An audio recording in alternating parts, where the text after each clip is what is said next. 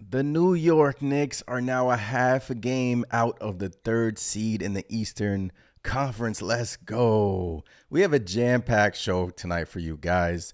Deuce McBride, injury updates, and much more.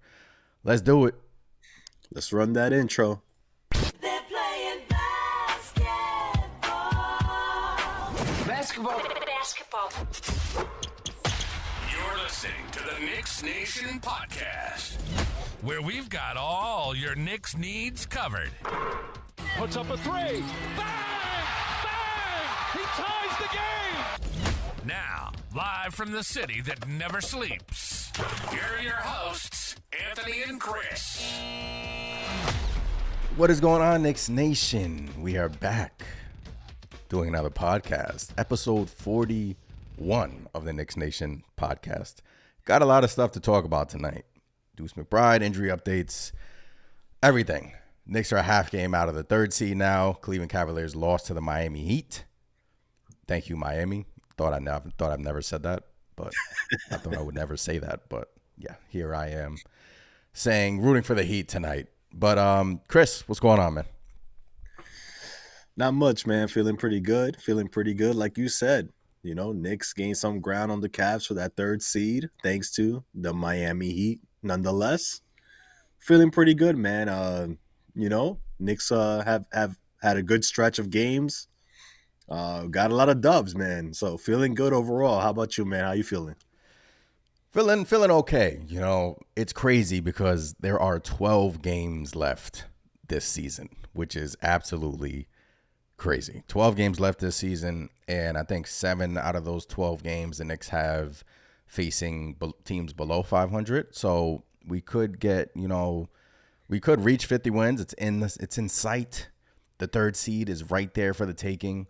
Look, Cleveland, Donovan Mitchell's injury, they're reeling right now. Magic are behind us right now. The Knicks are alone in the 4th seed in the Eastern Conference. But Chris, it would be remiss to not start off this podcast talking about Miles McBride, a.k.a. Deuce McBride. Deuce. Look, Deuce McBride is averaging 22 points per game and has hit 50% of his threes, 13 of 26 since becoming a starter. Knicks inserted him into the starting lineup versus the Golden State Warriors, and he has started due to all of these injuries, which we'll touch on in a bit. But Chris, Deuce McBride, man, talk about taking advantage of your opportunity. This dude is, poof. He's been on a hot streak, man. He's been on a hot streak. I've always said it, man. I've always wanted to see Jalen Brunson with Deuce McBride. Let's see how that looks like. Yeah, it'll be a small, lineup per se, but man, it has looked great. And boy, did we need it with all these injuries that we've sustained. Deuce has stepped up in a big way, man. But I'm not gonna lie to you, man. I didn't think Deuce McBride had it like this. I always said, hey, he's gonna bring it defensively, but boy, if that shot ever falls, I didn't think it was gonna be like this. You're seeing Deuce go up for poster dunks, just showing all the confidence in the world out there. And I love it, man. Talk about a hidden gem. Like you said, I did not expect this from Deuce McBride at all. The jump that he has made in year 3 has, it's been awesome. And shooting, there was a report from MSG saying that this past summer he shot, 500 threes a day in preparation for the season, and it has paid its dividends.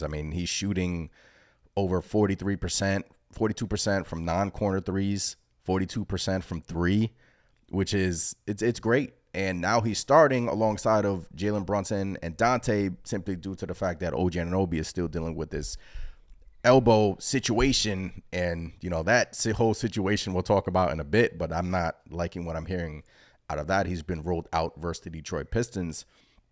But look, man, Miles McBride, you could tell the Knicks they had faith in him. They saw what he was doing in practice. They saw what, he was probably doing behind the scenes, working hard, doing the things that it takes to be a great NBA player. And now it's showing on the basketball court, shooting his threes at a high rate, finishing around the rim, And last game, what I loved is that I saw him take his man off of the dribble a little bit.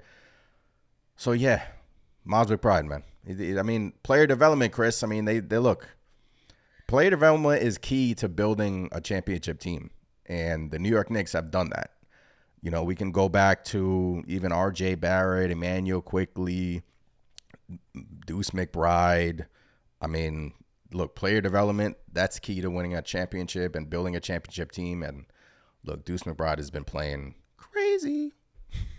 Yeah, he's been playing out of his mind. And you said it, player development, something that, a lot of us probably wouldn't bring the Knicks up in that type of a conversation, player development. But I think it's time, that the Knicks and Tom Thibodeau at that sheds that stigma, right?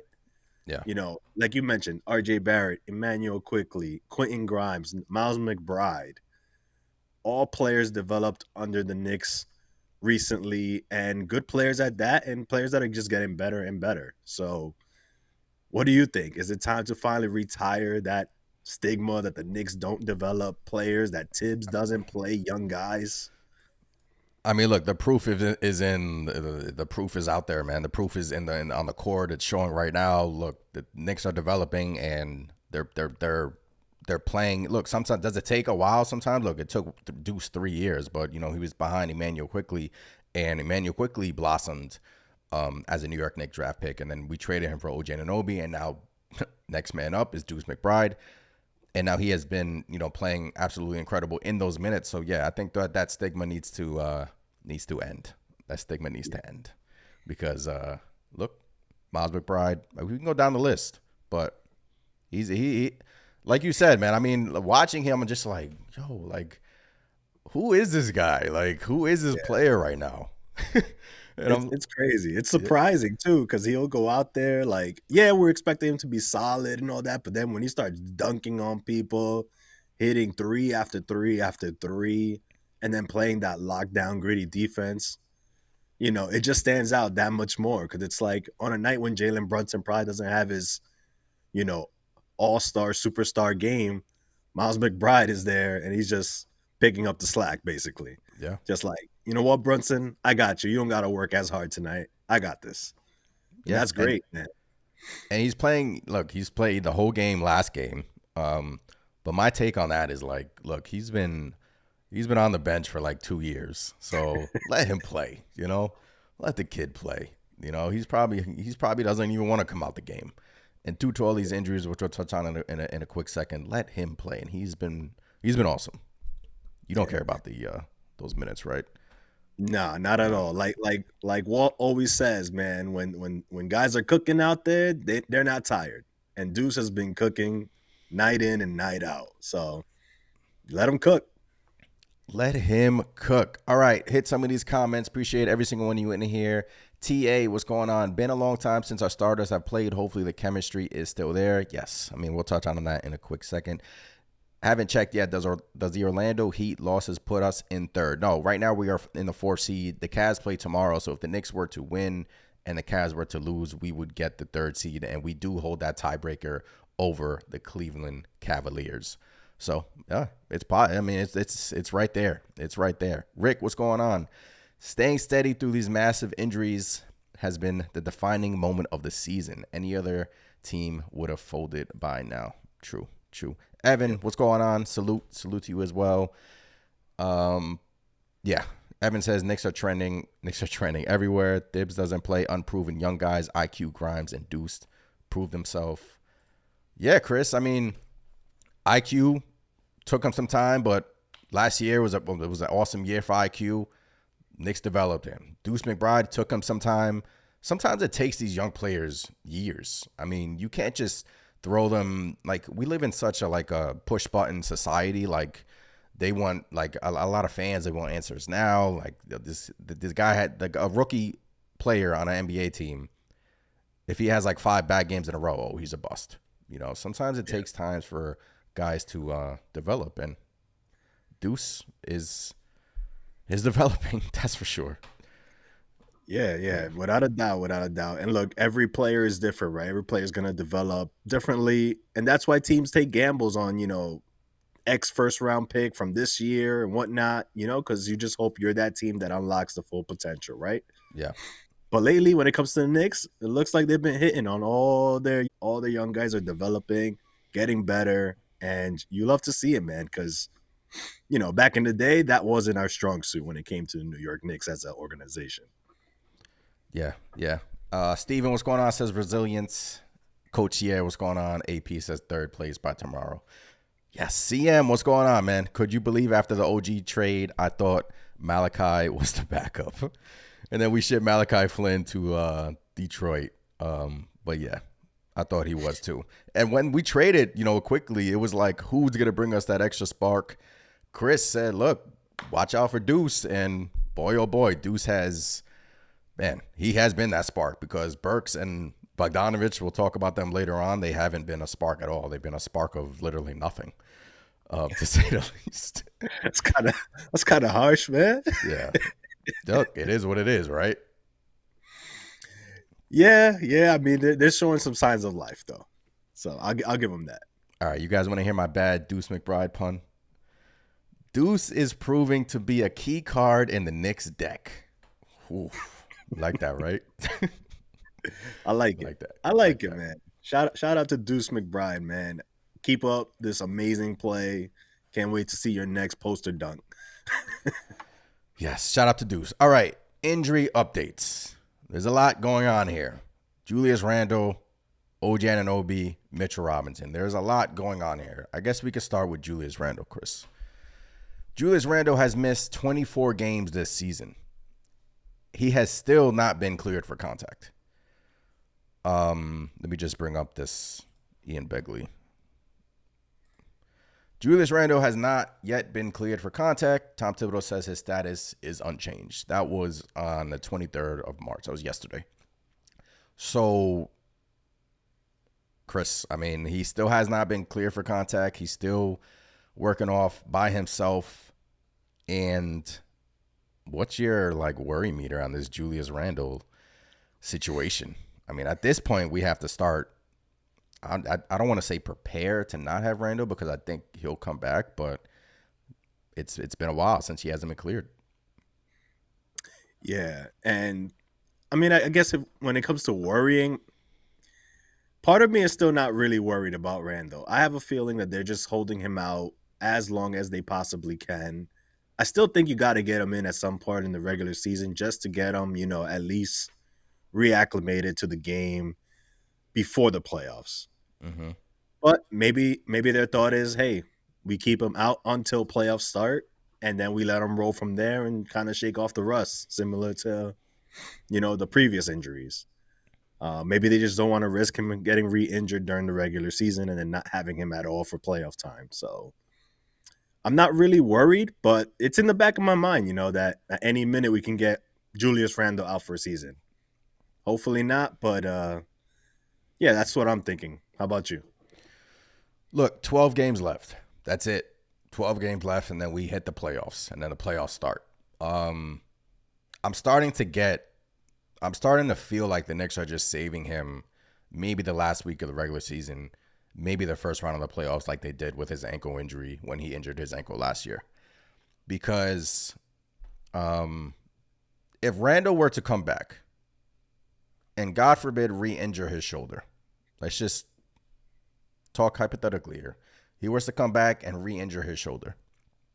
Would you rather do it in a playoff game, or would you rather do it in a regular season game? Which is why I think the New York Knicks third seed is right there. I mean, it's still obtainable. I mean, I do think personally we're going to get the third seed.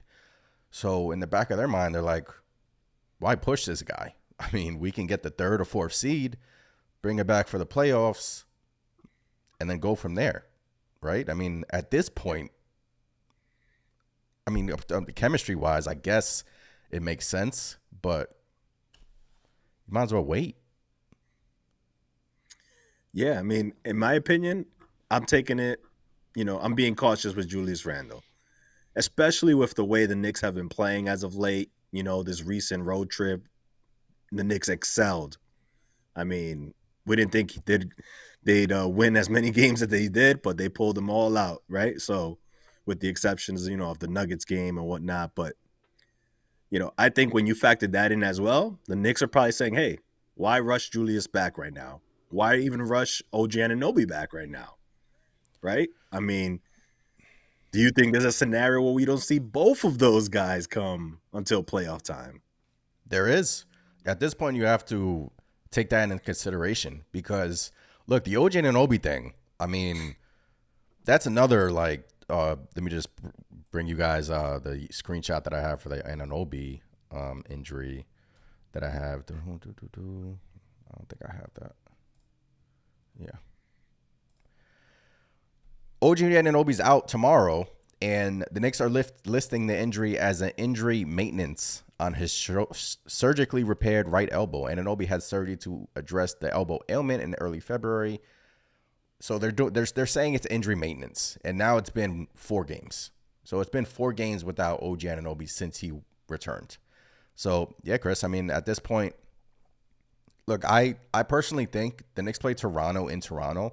I do think that he wants to play in that game, but because that's his first game back since being traded to the Knicks. But at this point, it's like 12 games left. That's it. I mean, at this point, I just want OG Anunoby to be healthy. I mean, at this point, if we finish 3rd, 4th without a healthy Anunoby and Randall, I mean, how far are we actually going? Yeah. So, I don't know. Yeah, I agree. It's interesting about the Toronto game because I also think that he wants to play in that game as well. Anunoby, that is.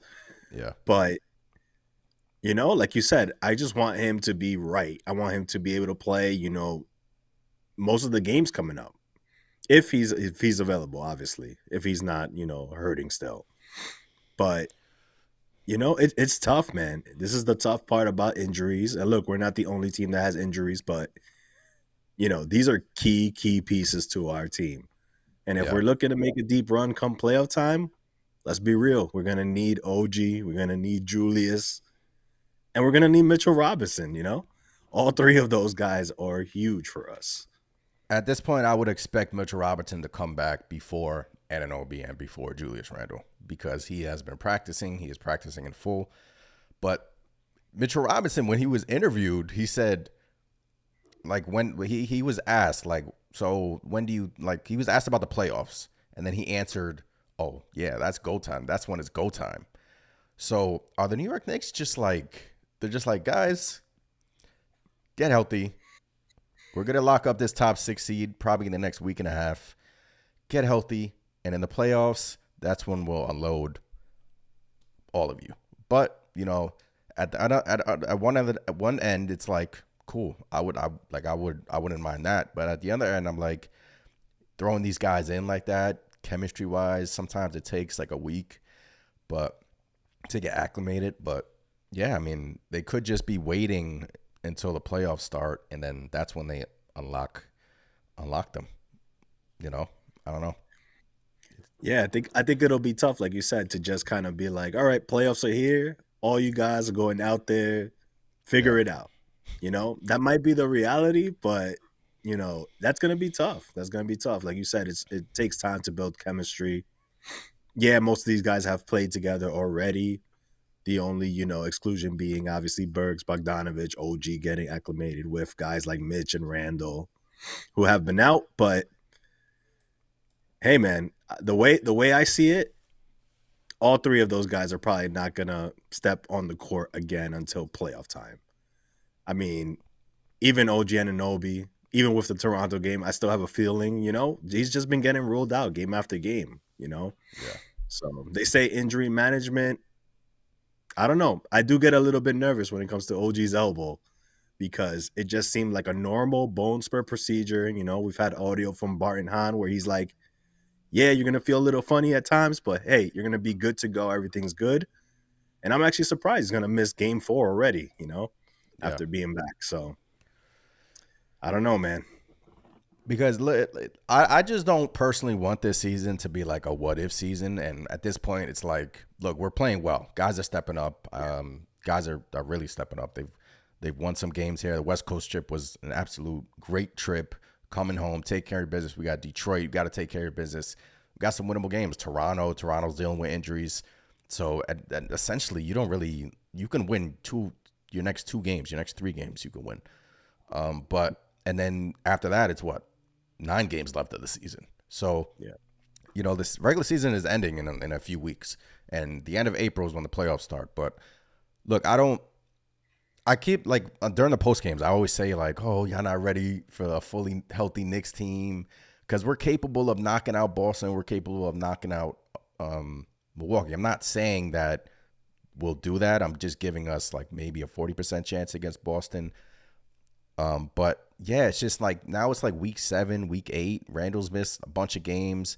His injury's up in the air, and it seems like the update on Anunoby is like, just resting it. So, and then Mitchell Robinson. So, yeah, man. I mean, it's just like one of those things where it's like, you want them to all be fully healthy, but at the end of the day, you don't know if we're ever going to get to that point, and that kind of not scares me, but that kind of, like, I don't know, puts me down in a way. Yeah. I hear you. I mean, even with Julius Randle, we were hearing initially, that after the West Coast trip, we were going to probably start seeing him back on the court around that time. But instead, we got to update that he's not even taking contact yet, that his status is the same. It hasn't changed, which is basically not much of a status. So I get it, man. It's a bit of a downer, but I got faith in the Knicks, man. I got faith in the Knicks. Let's just, we got to hope that these guys, if not soon, then come playoff time, they'll be there. We don't know what we're going to get. Yeah. Yeah. I mean, look, I do think Mitch is going to come back before them, but I hope Anunoby will come back before them, but we're just up in the air. We know as much as you guys. We're just speculating here, but yeah.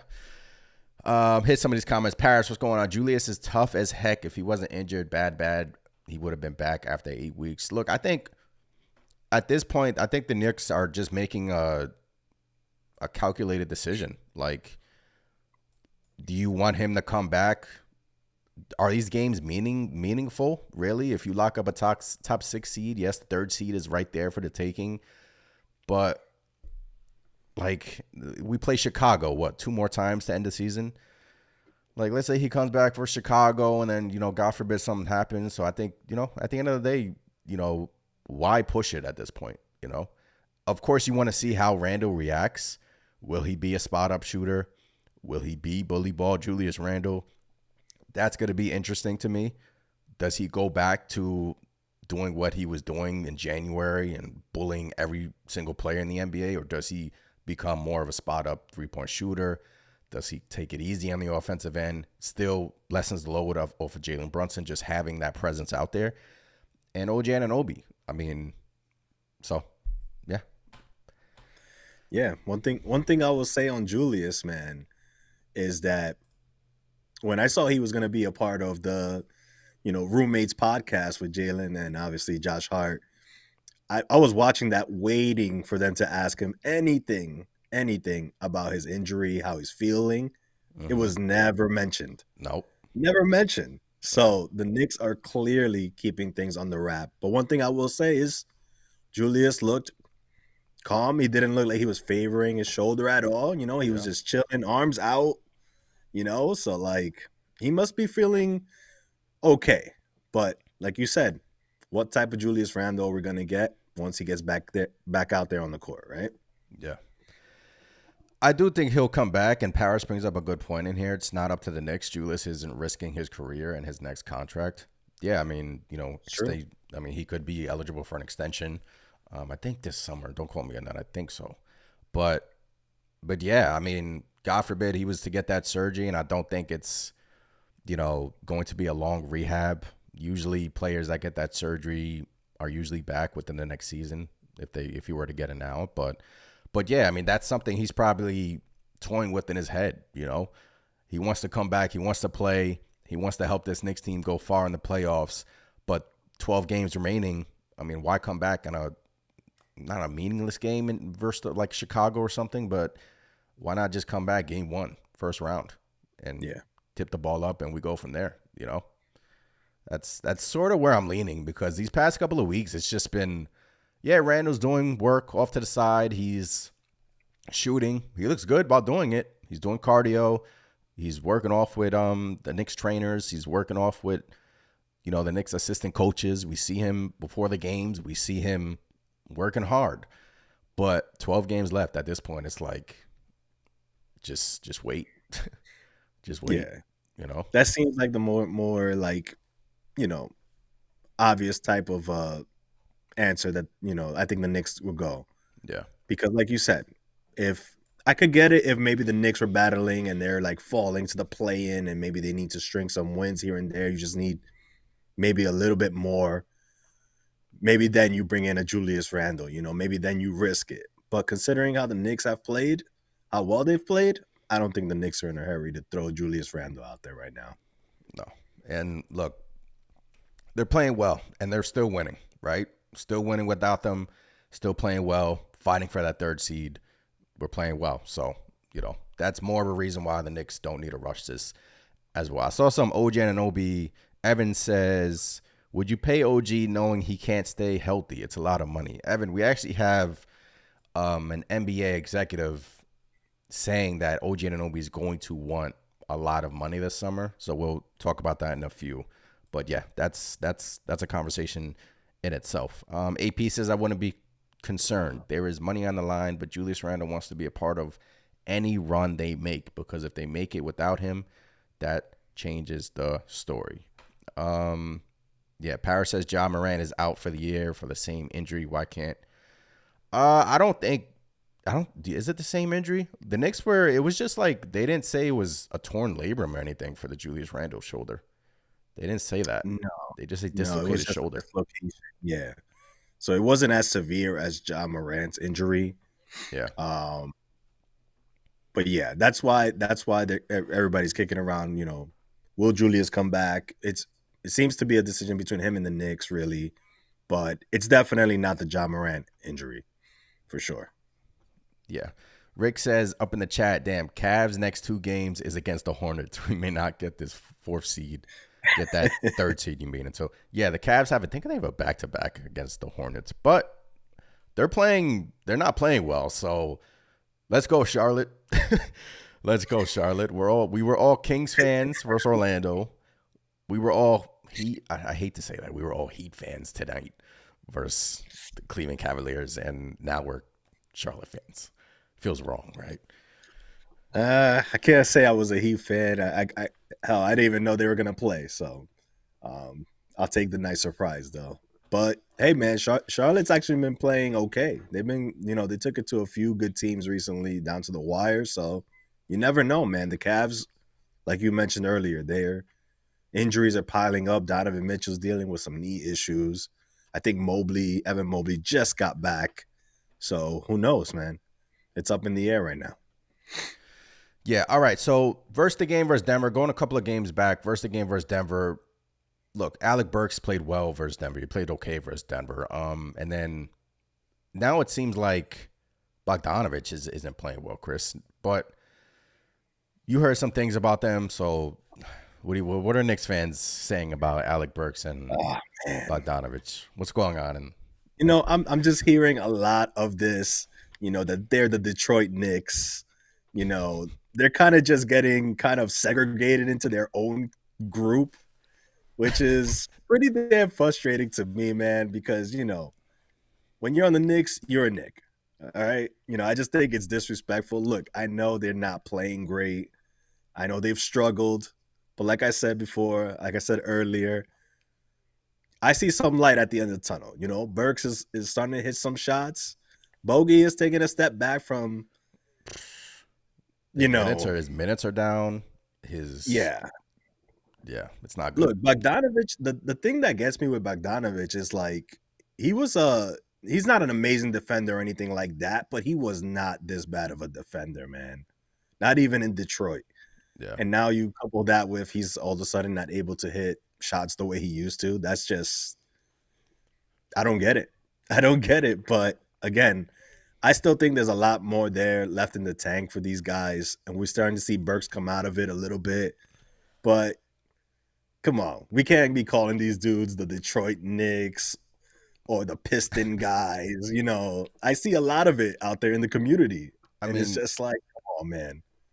not for nothing. They were actually playing well in Detroit. So I want them to beat the Detroit, the Detroit Knicks.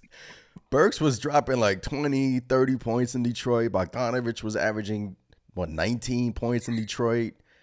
They were balling, which is why the Knicks traded for them. But now, Yeah. Bogdanovich's minutes are down, and Burks, seeing a little bit more out of Burks, seeing a little bit more, but it hasn't been consistent. And that's the thing, Yeah.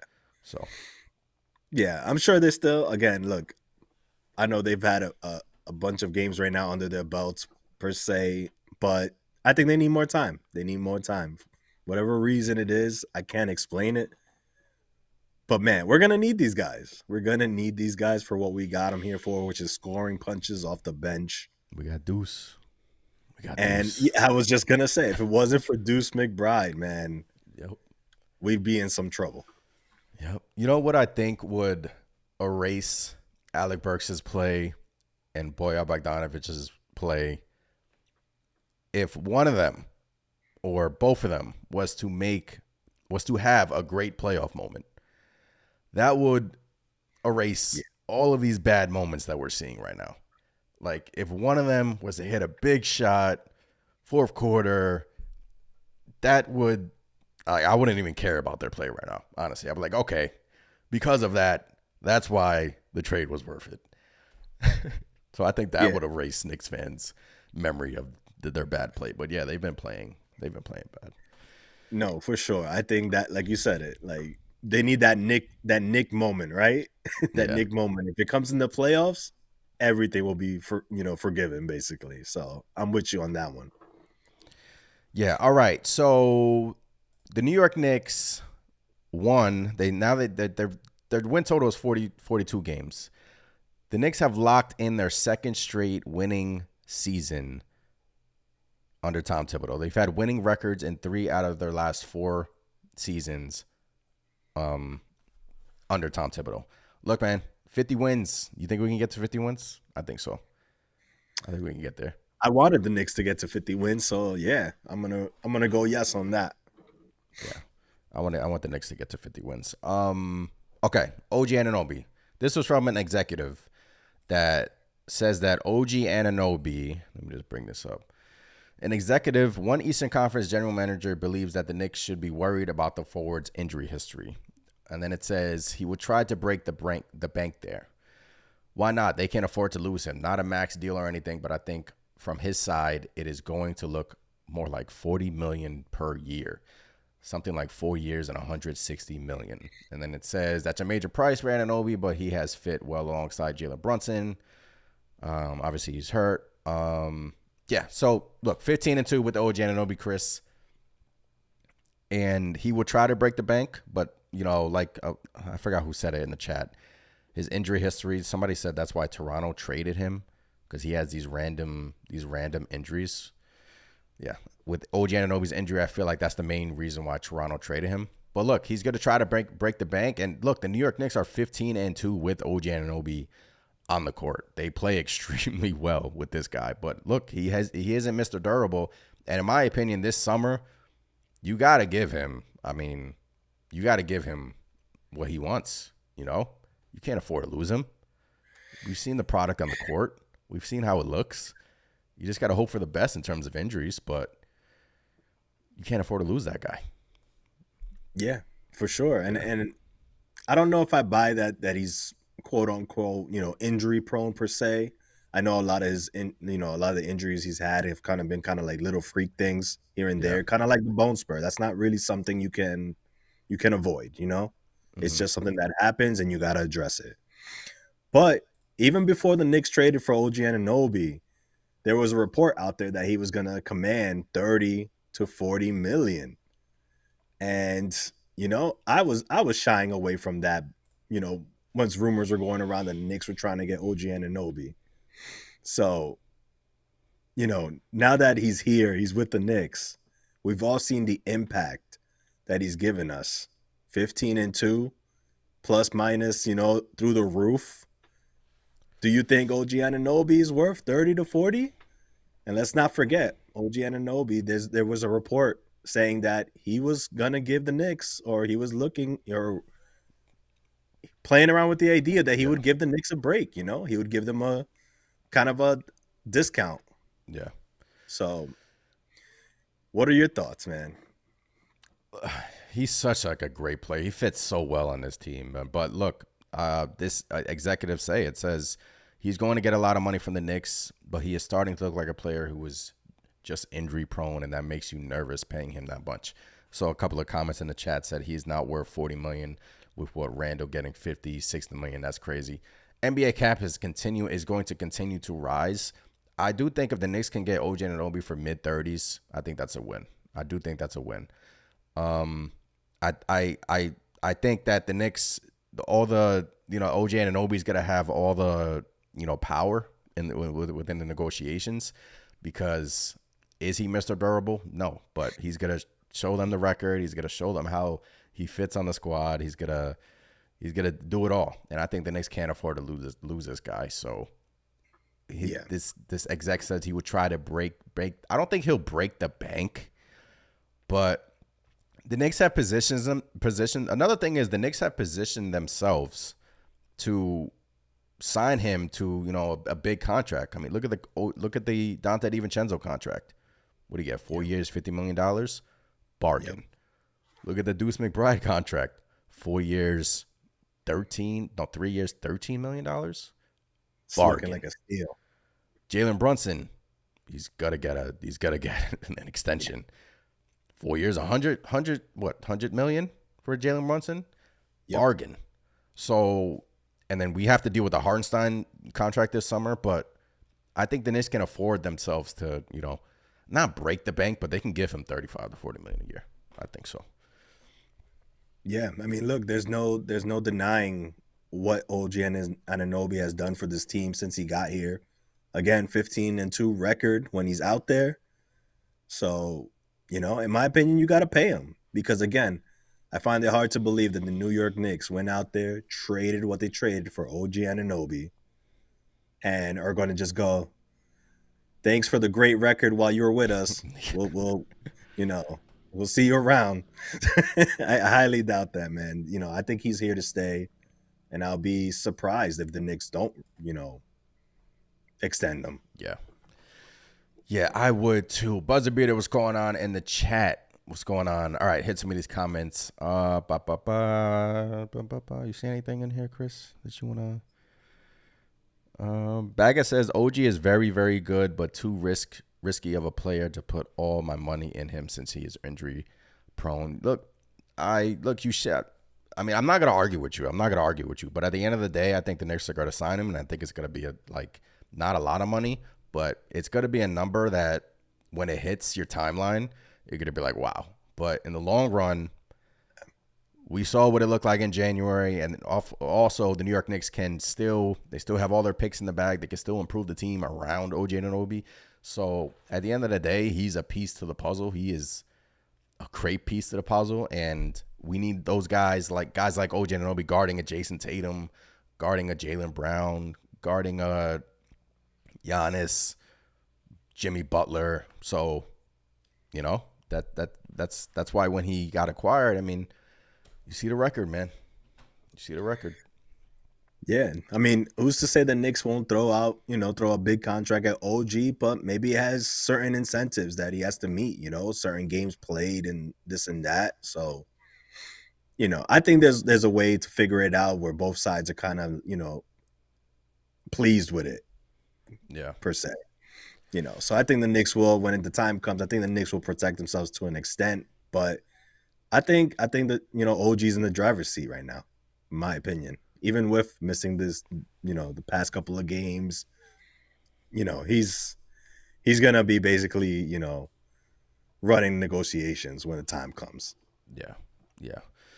AP says, yes, he's important, but he's not an all-star. He's not the franchise. He's going to get 30s with incentives. Yeah, I think we're going to see a contract in the 30s with incentives. And I think that's a great, I wouldn't mind that at all. Honestly, I wouldn't mind that at all. Me either. Simply because, again, OG before the bone spur, he was playing not only amazing defensively, but he was in his bag offensively as well, doing things he wasn't known to do, shooting off the dribble, driving, dunking on people. You know, Yeah. I think there's a lot of untapped potential there, man, when it comes to OG Anunoby. So who knows? Like you said, with the cap rising and whatnot, it could end up being a bargain. HRM says 4 for 100. We are not. He's not signing here for 4 for 100. And then Baga says, appreciate the comment though, but no, I don't think that's gonna get it done. I don't think 4 for 100 is gonna get it done. And that's alongside the like the Barrett extension. Baga says if we give him the amount of money we gave RJ, I would not be mad. He's gonna get more than RJ. He's gonna get more than what RJ Barrett got. You know. Yeah.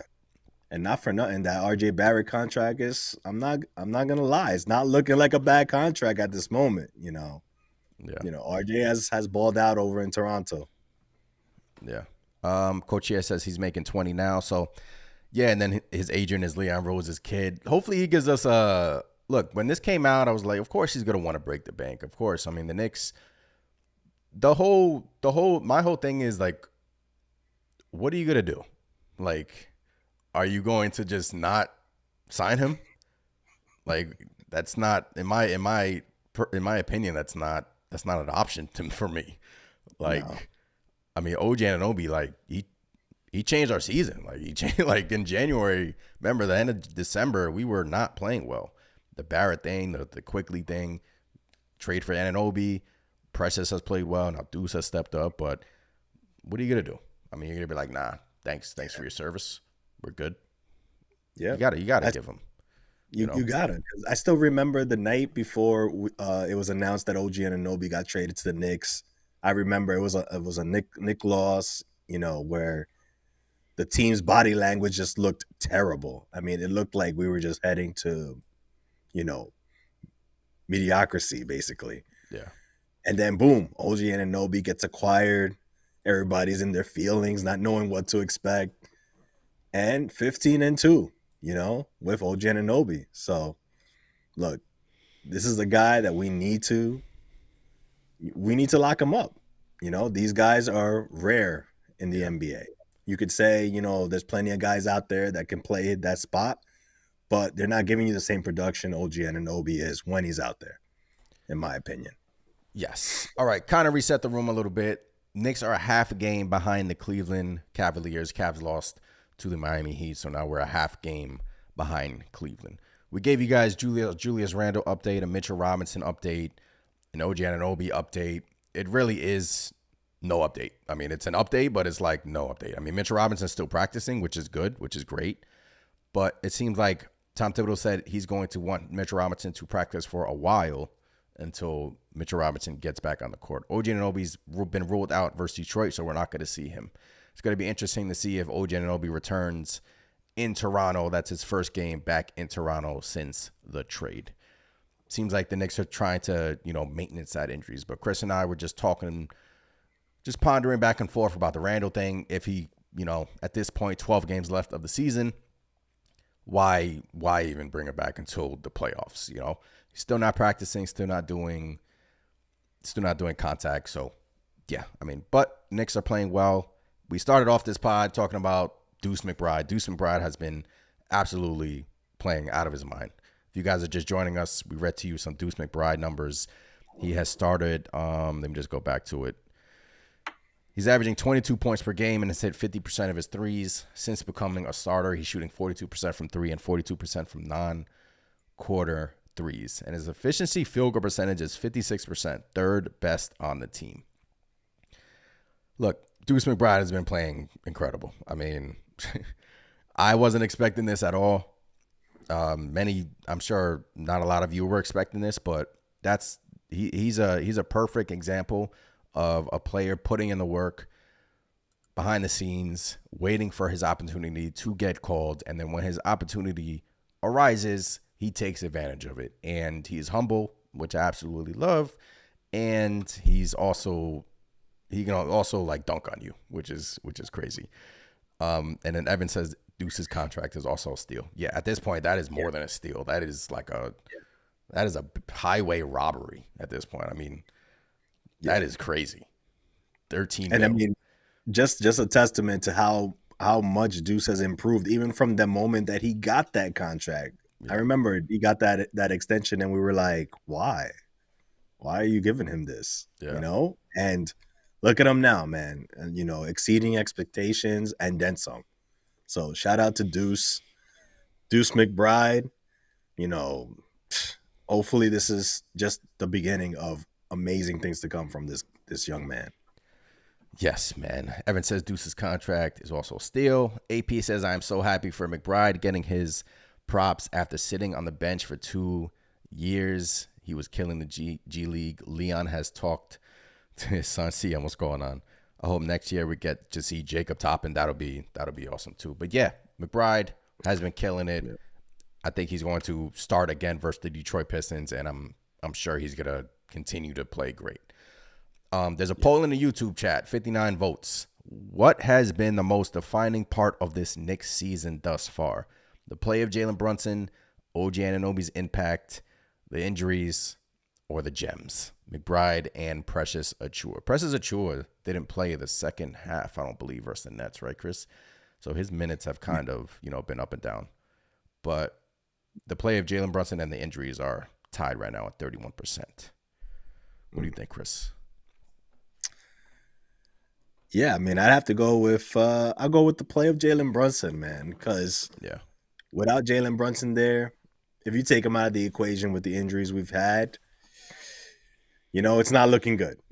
It's not looking good. And we've seen a couple of games without Brunson at that, along with Julius, along with Mitch, and it wasn't great. So my vote is Jalen Brunson. Yeah, I mean, look, Jalen Brunson, man. All-star. He should be considered to be in the MVP conversation. He should be an all-NBA player. We wouldn't be where we are today without Jalen Brunson. That's for sure. I mean, these last couple of weeks, really, his aura around the league, like Draymond Green is talking highly about him. Yeah. Who was it? Some former player in the Heat was talking highly about him. We also have Kendrick Perkins, always standing behind Knicks fans, always talking up the Knicks on the ESPN platform, because we know how that platform can be. So shout out to Kendrick Perkins. Yeah. Exactly. Yeah. Even Steve Kerr, man. Steve Kerr was over there, praising Jalen Brunson and, throwing out another nugget talking about, hey, we're looking at Jalen Brunson for Team USA again. So, yeah, I love it. I love it, man. It's been a lot of, past players and whatnot that are giving the Knicks, and Jalen Brunson props, and it's about time, man. I think it's overdue. Yes, I think so too. All right. I asked what's going on in the chat. Got some stats here for you guys. Who said mid-range jumpers are dead? Dante DiVincenzo is shooting 48% from mid-range. Jalen Brunson is shooting 48% from mid-range. Shout out to Dante. Absolutely incredible game versus Brooklyn Nets. Really, won us that game in that fourth quarter. He scored, 11 fourth quarter points, 7 straight fourth quarter points. Yep. Yeah, so shout out to Dante. I mean, I can go down the list. I mean, these guys have been awesome. Isaiah Hartenstein, Chris. Yes, Isaiah Hartenstein, with his little push shots. I guess they consider those mid-range shots. I don't know if those are like mid-range shots, but I guess cleaning the glass, this is from cleaningtheglass.com. I guess they consider those mid-range shots. He is shooting 52% on those, 41-79 on the season. And Mr. Josh Hart is grabbing 20% of opponents' missed field goals. That is the best rebound. He's the best rebounding guard in the NBA, Chris. So DiVincenzo shooting great from mid-range. Brunson is shooting incredible for mid-range lately. Isaiah Hartenstein, it's looking like he's starting to get into, his rhythm. He's playing, in the limited minutes that he plays, he is effective. He's not even playing 30-plus minutes. He's been around 25 to 30 minutes a game, and he's passing the ball. He's grabbing offensive rebounds. He's scoring. So when you see these stats, Chris, that's why the Knicks are fourth in the East and are about to be the third seed in the Eastern Conference, because guys are playing extremely well. Yeah, guys are hitting their stride at the right time, in my opinion. Even amongst the injuries and whatnot, our guys are still going out there. They're battling and they're playing well. And especially iHeart, man, he's looking more and more like himself lately, as every game goes on. And we saw it even against the Nuggets game for iHeart, where he had 20 points. I think he missed only 3 shots, between 7 to 10 or something like that. Yeah. Obviously got his boards, a couple of assists, but iHeart, man, he's becoming a force out there. Looking exactly like the iHeart we were missing. And it was getting a bit dicey with him. His Achilles injury, it seemed like he wasn't going to be able to play games back to back or just give you that same amount of effort he normally did. And it seems like he's turned the corner. Same thing with Dante. He went on a bit of a cold streak, and it looks like, he's picking up the slack again, able to shoot well, hitting his shots. This team is clicking, man. This team is clicking at the right time. Yes, indeed. And if you take a look at the standings here, the Knicks are 4th in the Eastern Conference, a half a game behind the Cleveland Cavaliers. The Magic, shout out to the Sacramento Kings, beating the Orlando Magic, snapping their winning streak. They were winning a lot of games lately. But Knicks are 42-28, and the Cavs played one more game than the Knicks, 43-28. So, and then the Miami Heat are 3.5 games behind. It's still close here, Chris. Like, it's not like a given that will be top 6, because it is close, a little too close for my liking. But as long as the Knicks can continue to take care of business, we should be good, because it's still close. It's not like, we have a 7-game lead over the Heat for the play-in, No, I like our chances, though. Again, with the way that we've been playing, I think we'll be firmly in that 4, dare I say 3 spot. Yeah. If you take a look at the Knicks' upcoming schedule, a lot of winnable games here. Detroit, at Toronto, and at San Antonio. So the Knicks, in my opinion, they should put together a nice 4-game winning streak here. But at San Antonio is not going to be a layup matchup. The Spurs, I know their record stinks, but Victor Wembanyama has been a problem all season. Victor Wembanyama, Chris, this guy's incredible, man. But yeah, it's not going to be a walk in the park.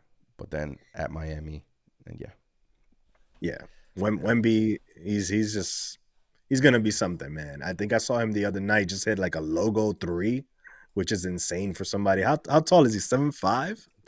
Just something like that. You got somebody. I mean, I used to be in awe of Porzingis back in the day, and now you see Wemby at like 7'5" hitting logo 3-point shots, bro. That's insane. Crazy. But like you said, man, Knicks schedule coming up. I also see 4 wins there as well, man. And look, the way that we're playing, it should be almost a guarantee. Baga Jones says, if the Knicks were healthy since the OG trade, we would be the number 2 seed right now. Jalen has been great this year, but injuries have had the bigger impact. Yeah, I mean, we would be fighting for the 2 seed. I'm like, we're not that far behind, but I agree with you, Baga. I mean, if that's the thing. I mean, it's the injuries right now. At this point of the season, 12 games left, you just want to get everyone at least to 80 to 90%, I mean, at this point of the season, nobody is feeling 100%. It's just the reality of the situation. And you just hope, you got to hope for the best, but yeah, Chris, I think that 2 seed is in sight if we were healthy, but. Yeah, for sure. I mean, we were rolling, man. There's no doubt about it. Back in January, man, we were just taking off. But that's the reality of the NBA. Every team gets banged up. Every team has injuries. And, I like the way the Knicks have responded, man. With all said and done, we've played very well with most of our key guys out of the lineup. Indeed. On this day, around the NBA, Chris, want to go around the NBA, Chris? Yes. On this day, Patrick Ewing dropped 51 on the Boston Celtics for a career high in 1990. 51. And also, 7 years on this day, dare I say future Nick, Devin Booker scored 70 on guess what team? The Boston Celtics. Something about I like how you threw in future Nick in there, Devin Booker. Hey, man, I gotta speak it into existence, So something about this day, man. The Celtics get torched by a particular player here and there. But I saw Ewing at the Knick game too with his kids. versus I think it was versus the Nets. So that was pretty cool. I love that, man. Yeah. I always felt like Ewing didn't get, the love he deserved, back in the day and even after, his Knicks career per se. So it's nice to see Ewing out there, man, chilling with the family. Yeah, shout out to Big Pat. All right. And after the game, Jalen Brunson and Josh Hart talking it up with Mikal Bridges. What do you think was being said during this little exchange right here? Oh man, part of me wants to believe they're just like roasting him, but I don't know, man. When Jalen Brunson puts up that jersey, he's like, "Hey man, you coming here next year? We're gonna get you." Just tell him you don't want to be there no more. What do you think, man? Yeah, I mean, what did Josh Hart say after the game? Mikal Bridges is like, who is it looking out the window? Was it Patrick? SpongeBob and then somebody else is, and they're like all playing outside and somebody's looking out the window and that's Mikal Bridges. That was absolutely hilarious. But Josh Hart is literally, he has no filter. That was funny, but yeah, I think that's accurate, man. I think that's accurate because he looks. I mean, Mikal looks miserable, man. Let's be real. Look, he's seeing his dude shining, and he's just like, damn. Yeah, that podcast was cringe when they had the asking Mikal Bridges questions about his future and Josh Hart taking off his shirt and the Knicks shirt was underneath of him. That was funny. That was, but shout out to Mikal, man. He was brutally honest right back at the Nets, which obviously Nets fans didn't like that, but I mean, what do you think, man? They keep bringing it up. They keep teasing it. It almost makes you feel like, they got to be telling Knicks upper management, hey, if you get a chance to get Mikal in here, let's do it. CEO says they definitely was telling him to come here and play, bro. We all need you. Yeah, I mean, I don't think Brooklyn would trade him to us, but I just think they're having fun with it. Like, I honestly think they're having fun with it, and they know some Knicks fans want Mikal, and obviously the Villanova connections, but I think they're having fun with it. So that's my take on it. But it's interesting. Yeah. It is interesting. It's nice to dream. It is. All right, Chris, you guys ready for some trivia? Got some trivia. We're trying something new this week. So every week we're going to cycle through questions. This week I'm asking Chris a question. You guys can chime in the chat to see if you guys know the answer. Next week, Chris can ask me a Knicks question. These questions are surrounding the New York Knicks. Got some music. Uh-oh. Got some trivia music here. All right, Chris, you ready? I like that. Who is the Knicks' all-time leader in assists? Is it A, Walt Frazier? Is it B, Mark Jackson? Is it C, Earl Monroe? And is it D, John Starks? Give you a few minutes. Talk it through. Maybe people in the chat want to help out. But it can't be John Starks, man, because John Starks was just from 3. That's all I remember when I hear John Starks is Starks for 3. So I'm gonna rule that one out. The Knicks' all-time leader in assists. I'm digging this background music, by the way. You like that, right? I thought you were gonna hit me with Who Wants to Be a Millionaire, So you got Walt Frazier, Mark Jackson, Earl Monroe, and John Starks. I'm gonna go with Walt Frazier. Final answer. You're gonna go with Walt Frazier. I'm afraid you're wrong, Chris. No. I'm afraid you're wrong. Oh. Got a second guess?